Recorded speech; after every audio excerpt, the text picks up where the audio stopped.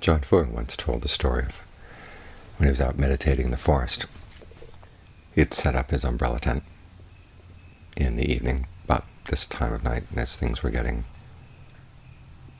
a little bit dark. And before setting it up, he checked around to see what weather he could anticipate that night, because part of setting up your tent as a forest monk is that you make a vow that once you've set it up, you're not going to move throughout that night. So you have to be careful where you set it. Don't set it near any anthills. And check the weather. If it looks like there's going to be a storm, try to find a sheltered place. But that night the sky was clear. So he set it up in a fairly exposed place. And sure enough, around midnight, this storm came up out of nowhere. Dumped rain. Not only rain, but wind. And with the wind, it meant that the netting of the umbrella tent was pretty useless. The water was dumping in on him. So he set up, put all of his robes, except for his underrobe, in his bowl to keep them dry, and then sat there meditating. And the theme he settled on was, the body may be wet, but the mind isn't wet.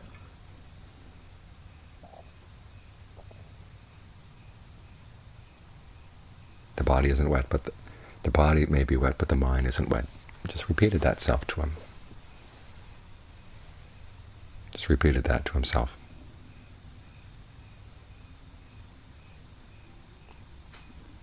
And after a while became convinced that it was true. The mind is what? It's awareness. It's just aware. That's what the mind is. It's not hot, it's not cold, it's not wet, it's not dry. It's just aware. The wetness or the hot sensations, the cold sensations, these are all aspects of the body. And if you make a distinction, the mind doesn't have to suffer with these things. The problem is that we go out and we lay claim to things.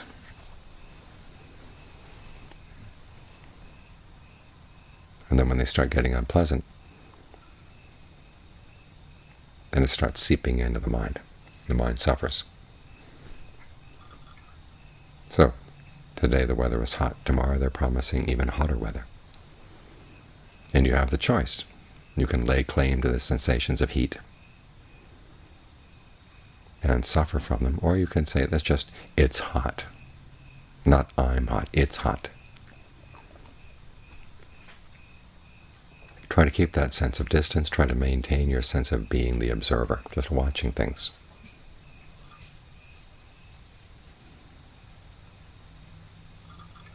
And just this much makes it a lot easier to deal with anything that comes up.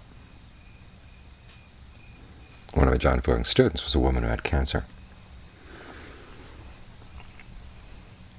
And she had to go in for operations many, many times.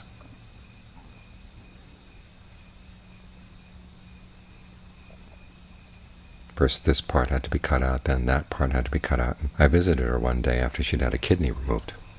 And this was the day after the operation. Walked in the room, there she was sitting up in bed looking perfectly normal. And I asked her if there was any pain. She said, yes, there is pain, but the mind, she just doesn't send her mind there, she said. She stays with her meditation object.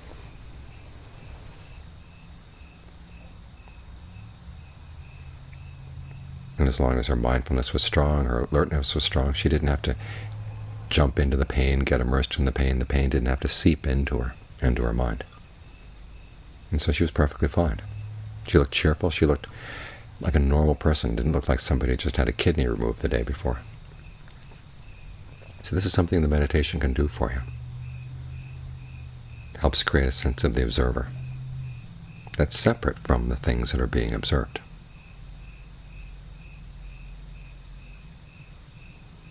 And the way you develop this is to learn how to stick with one sensation, even though other things may be bombarding you.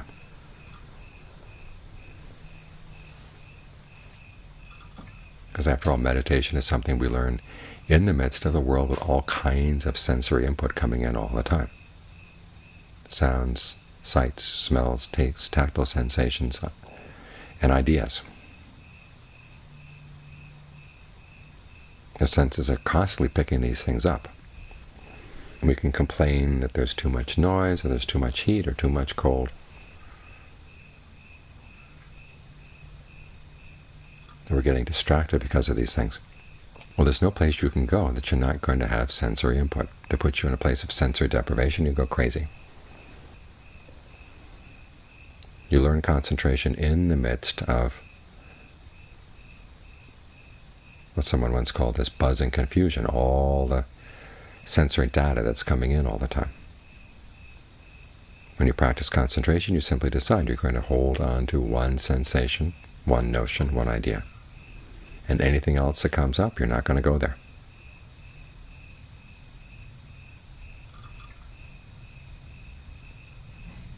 So think breath. When you think of the body, when you're experiencing the body, think of it as breath sensations.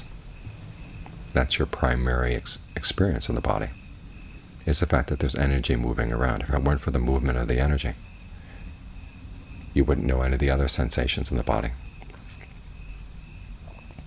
You wouldn't have a sense of the body. So just think of everything that you experience in the body as an aspect of breath. Try to maintain that perception in your mind. And then focus on whichever parts of the body the sense of movement, the sense of energy seems to be clearest. And allow it to be comfortable. Don't force it too much. Just let it be comfortable coming in, going out, whatever it's going to do, allow it to be comfortable. And then just stick with that. This is the part of the meditation that many of us have trouble with. We get to a certain point and say, okay, what's next? When do I get the insights? When do I get whatever? It's supposed to come after the mind begins to settle down a little bit. And we forget that one of the main points of the practice is to get the mind to just be willing and patient to stay with one thing. If you're going to get any insight, it comes from sticking with one thing and watching it for long periods of time, watching it continually so you don't miss any of its important movements.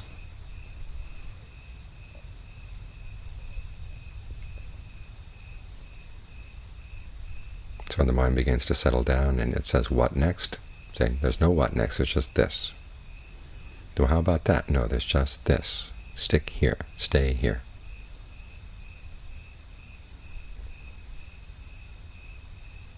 And think of the body as a wide open screen, like the screen on a window. Lots of holes, so that anything else that comes in can just go right through. You don't have to set up any resistance, you don't have to react in any way, you don't have to make comments on it.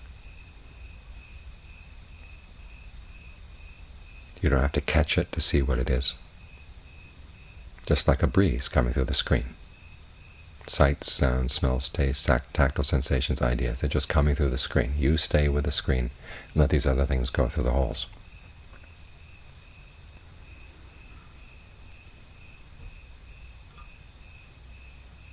The screen here is the pattern of breath in the body. Just stick with that one thing. As long as you're going to identify with anything, identify with that. That and with a sense of the observer, watching that, immersed in that. This is how you begin to develop that sense of the observer that doesn't have to go out and stick its finger into fire. You know it's hot outside, well, why go getting involved with the heat? You say, well, because it's pressing in on me. Well, where's the you that's being pressed in on? What are you identifying with that's getting pressed by the heat? It can be there. The sensations of heat can be there. But you don't have to latch on to them. You've got something else. You've got the sense of breath energy in the body. Make that your focus. Make that the part that you're identifying with.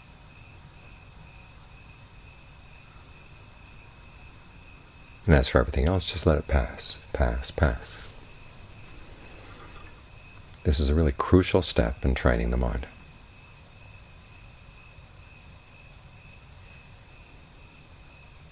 Realizing that there are all these potentials in your range of experience. And if you stick your nose into some of the potentials, they bite back. So you learn not to go there.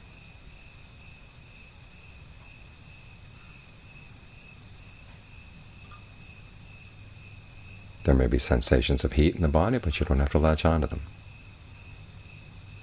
because there are other parts of your experience, and all these things seem to infiltrate one another.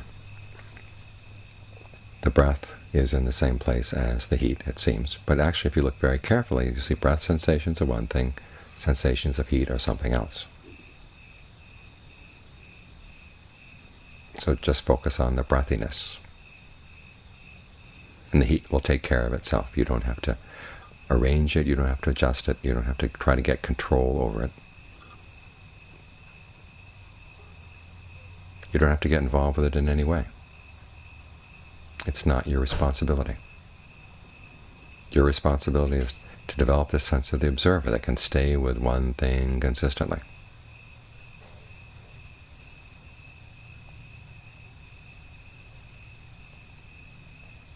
Once you've done that, that's called the heightened mind.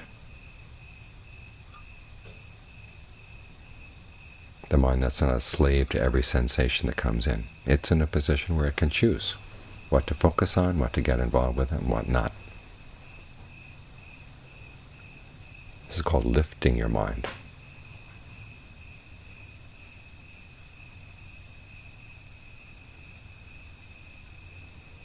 So try to develop the sense of the mind that's above the things that it knows. It's not oppressed by them because it's not putting itself under them. It's not taking them on. It's not laying claim to them and then getting carried off by them.